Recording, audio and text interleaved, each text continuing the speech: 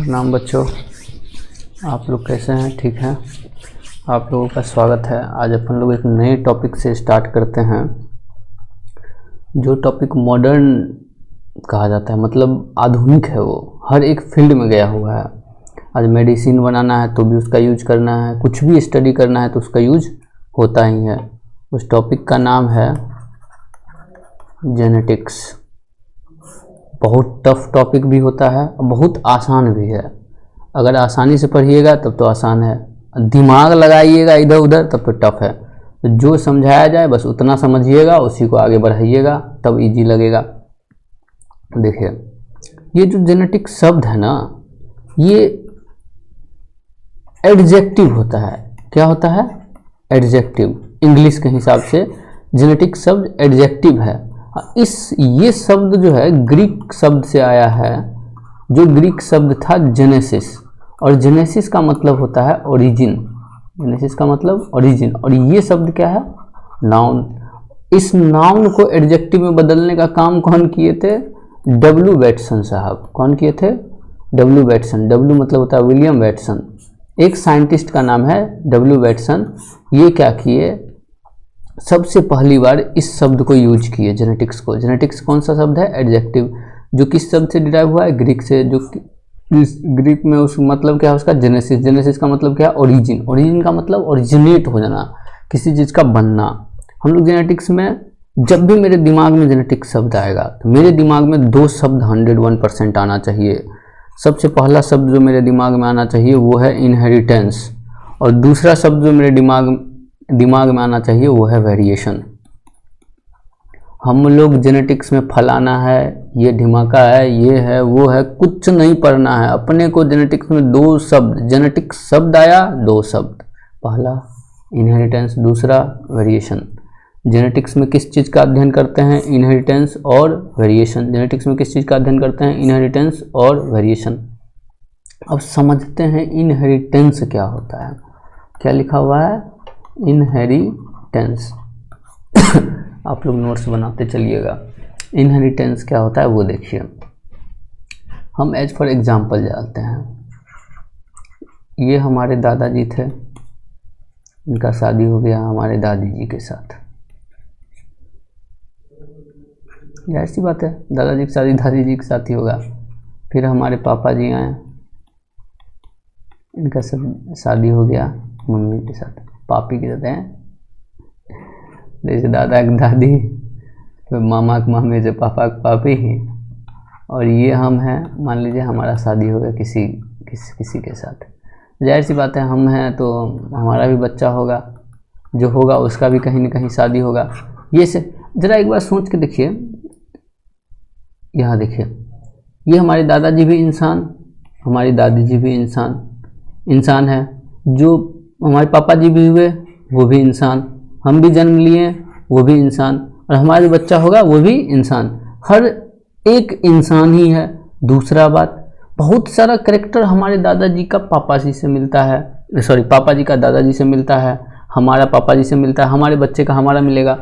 मतलब कुछ न कुछ इसमें से निकल के इसमें जा रहा है, यहाँ से निकल के यहाँ आ रहा है, और मेरे में से निकल के मेरे आगे जा रहा है। इसका मतलब जो चीज़ यहाँ से नीचे की तरफ जा रहा है ना, अपर जनरेशन से ऊपर के पीढ़ी से नीचे की पीढ़ी की ओर जा रहा है ना, और जो चीज़ जाता है उसको बोलते हैं जीन। क्या बोलते हैं उसको? जीन। ऐसा कोई भी चीज़ जो, तो सबसे पहले तो जो करेक्टर को कंट्रोल कर रहा है, साथ में ऊपर के पीढ़ी से नीचे की पीढ़ी ओर जा रहा है, इसी प्रक्रिया को बोलते हैं इनहेरिटेंस। क्या बोलते हैं? इनहेरिटेंस। अब दूसरा वेरिएशन क्या होता है? जरा सोच के देखिए। हमारे क्या पापा जी भले दादाजी से आए हों, क्या हमारे पापा जी 100% सेम है दादाजी के? नहीं है। हम क्या सेम होंगे पापा जी के? नहीं होंगे। क्या हम मम्मी के 100% सेम होंगे? नहीं होंगे। मतलब ऊपर वाले जनरेशन से नीचे वाले जनरेशन में क्या आ रहा है? चेंज आ रहा है, और जो चेंज आ रहा है एक स्पीसीज के अंदर ही, उसको बोलते हैं वेरिएशन। इनहेरिटेंस का मतलब हुआ ऊपर वाले पीढ़ी से जीन का नीचे वाले पीढ़ी में जाना, इस ऐसे प्रक्रिया को बोलते हैं इनहेरिटेंस। और वेरिएशन का मतलब हुआ एक ही जीव के ग्रुप में जो चेंज है, बदलाव है, जो हमको दिखता है, उसको क्या बोलते हैं? वेरिएशन। तो सबसे पहला शब्द जेनेटिक्स, जब अब एक बार जेनेटिक्स जब भी शब्द आएगा दिमाग में, कोई कितना शब्द आना चाहिए दिमाग में? 2। पहला क्या होता है? इनहेरिटेंस। दूसरा क्या होता है? वेरिएशन।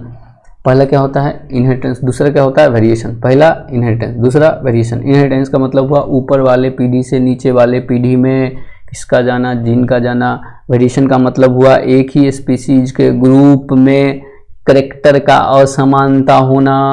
फिर से सुनिएगा, हम बोल रहे हैं एक ही स्पीसीज के ग्रुप में जीव अलग नहीं होना चाहिए। कुत्ता बिल्ली नहीं होना चाहिए, बिल्ली गधा नहीं होना चाहिए, गधा शेर नहीं होना चाहिए। अगर हम बोलेंगे एक ही जीव के अंदर तो मतलब सब या तो शेर हो या शेरनी हो, उसके अंदर जो बदलाव है वो, अगर ह्यूमन बोलना है तो ह्यूमन को गधा से नहीं देखना है, सिर्फ ह्यूमन में देखना है। इसमें जो बदलाव है वो वेरिएशन कहलाता है।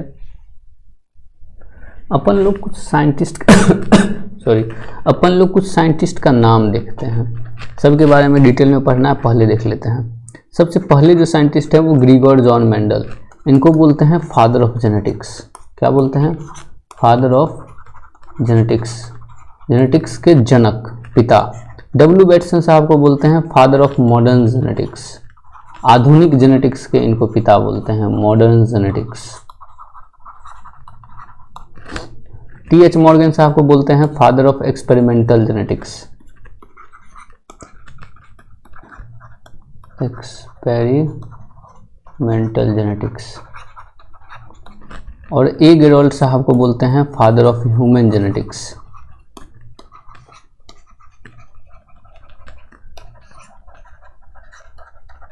ह्यूमन जेनेटिक्स देखिए, पहले साइंटिस्ट का नाम क्या है? Father G J. Mendel, Gregor John Mendel, इनको बोलते हैं फादर ऑफ जेनेटिक्स। पूरा डिटेल में पढ़ना है ग्रीगोर मेंडल साहब के बारे में, कोई दिक्कत नहीं है।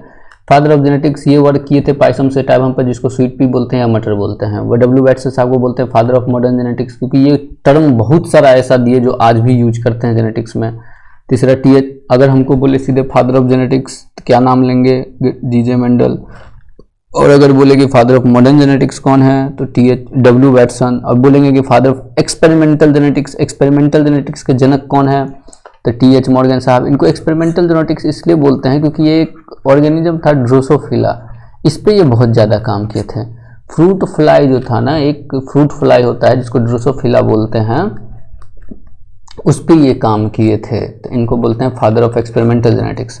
और ए. गेरॉड साहब जो थे, इनको फादर ऑफ ह्यूमन जेनेटिक्स इसलिए बोलते हैं क्योंकि ये सबसे पहली बार एक डिजीज है एल्केप्टोन यूरिया, जो ये एक बुक लिखे थे जिस बुक का नाम था inborn error of metabolism. Error of metabolism, metabolism बोले तो सभी अभिक्रियाओं को एक साथ मिला के क्या बोलते हैं? मेटाबॉलिज्म। इनबॉर्न मतलब जन्म से, एरर मतलब गलती। हमारे मेटाबॉलिज्म में गलती के कारण जो डिजीज आता है जन्म से ही, तो जन्मजात बीमारी जेनेटिकल डिसऑर्डर कहलाता है। और जेनेटिकल डिसऑर्डर ह्यूमन के अंदर जो सबसे पहली बार स्टडी शुरू किया वो थे ए. गेरॉड साहब। और ए. गेरॉड साहब जो चीज़ स्टडी किए थे वो था एल्केप्टोन यूरिया, इसको बोलते हैं ब्लैक यूरिन डिजीज, इसलिए बोलते हैं father of human genetics is A. Garrod. एक बार और मेरे साथ दोहराइएगा, father of genetics G J. Mendel, father of modern genetics W Bateson, father of experimental genetics T H. Morgan, father of human genetics A. Garrod. A. Garrod साहब को क्या बोलते हैं? फादर ऑफ, सुनाई नहीं दे रहा है, ह्यूमन जेनेटिक्स। टी.एच. मॉर्गन साहब को फादर ऑफ एक्सपेरिमेंटल जेनेटिक्स, और डब्ल्यू बैटसन साहब को फादर ऑफ मॉडर्न जेनेटिक्स, और जी.जे. मेंडल साहब को फादर ऑफ जेनेटिक्स। आगे देखिए, एक शब्द है वेरिएशन। हम लोग दोस्त बोले थे ना इनहेरिटेंस और वेरिएशन, तो पहले अपन लोग वेरिएशन को पढ़ेंगे, फिर पढ़ेंगे अपन लोग इनहेरिटेंस को। तो शब्द है वेरिएशन। वेरिएशन का मतलब होता है एक ही जीव के ग्रुप में, एक जीव के ग्रुप में जो अंतर मिलता है। जैसे मान लीजिए यहाँ सिर्फ हम कुत्ता रखें तो सब कुत्ता सेम नहीं होता, यहाँ सिर्फ हम इंसान रखें, मान लीजिए ह्यूमन रखें तो सारे इंसान सेम नहीं होते हैं। यहाँ मान लीजिए हम बिल्ली रखें तो सारे बिल्ली सेम नहीं होते हैं। यहाँ गधा रखें तो सारे गधा सेम नहीं, मतलब गधा के साथ गधी भी, सारे गधा गधी सेम नहीं होते। यहाँ बंदर रखें तो सारे बंदर बंदरिया सेम नहीं होते हैं। हम कह रहे हैं एक ही जीव के ग्रुप में, मतलब ए स्पीसीज कह रहे हैं। ए स्पीसीज का क्या मतलब? ए मतलब एक, स्पीसीज मतलब जीव। एक जीव, कुत्ता एक जीव है, इंसान एक जीव है, बिल्ली एक जीव है, गधा गधी एक जीव है, बंदर एक जीव है। एक ही जीव के अंदर जो बदलाव है ना उसको बोलते हैं वेरिएशन। तो वेरिएशन का मतलब हुआ the difference exist among a species of a group is known as variation. शुद्ध हिंदी में बोले तो अपने ही बीच में जो चेंजिंग है, जैसे कलर का भेद, हम काले हैं कोई दिक्कत नहीं, कोई गोरा हो सकता है, कोई कुछ भी हो सकता है, कोई सांवला हो सकता है, कोई बहुत काला हो सकता है, कोई बहुत गोरा हो सकता है। ये क्या है? चेंज है। कुत्ता में भी वेराइटी आता है, छोटका कुत्ता, बड़का कुत्ता, उससे बड़का कुत्ता। बिल्ली में भी वेराइटी आता है, मैं, मी, मैं, मुँह करने वाला। तो जो स्पीसीज के अंदर ही है ना, उसी को बोलते हैं वेरिएशन। तो वेरिएशन किस किस लेवल पे हो सकता है? वेरिएशन हमको सबसे पहले मिल जाएगा मॉर्फोलॉजिकल लेवल पे। मॉर्फोलॉजिकल का मतलब हुआ बाहरी जो दिखे। दूसरा एनाटॉमिकल लेवल पे, एनाटॉमिकल का मतलब हो गया आंतरिक। तीसरा फिजियोलॉजिकल लेवल पे, फिजियोलॉजिकल मतलब हो गया हमारा जो रिएक्शन मेटाबॉलिक है उससे रिलेटेड, फिजियोलॉजी से रिलेटेड लेवल पे। अगला साइटोलॉजिकल लेवल पे मिल सकता है, साइटोलॉजिकल मतलब सेल के लेवल पे। उसके अलावा मिल सकता है हमारा बिहेवियर लेवल पे, बिहेवियर लेवल मतलब हो गया हमारा व्यवहार कैसा है। इसके अलावा भी बहुत सारा मिलता है, मतलब इतना सारा लेवल है जिस पे हमारा वेरिएशन मिल सकता है। पहला कौन सा हो गया? मॉर्फोलॉजिकल, दूसरा एनाटॉमिकल, फिजियोलॉजिकल, साइटोलॉजिकल, बिहेवियर और इत्यादि इत्यादि। जो वेरिएशन का डेफिनेशन बोले हैं उसको 2 बार 3 बार सुन के लिख लीजिएगा। आज के लिए इतना ही, आगे पढ़ेंगे अगले क्लास में। Thank you.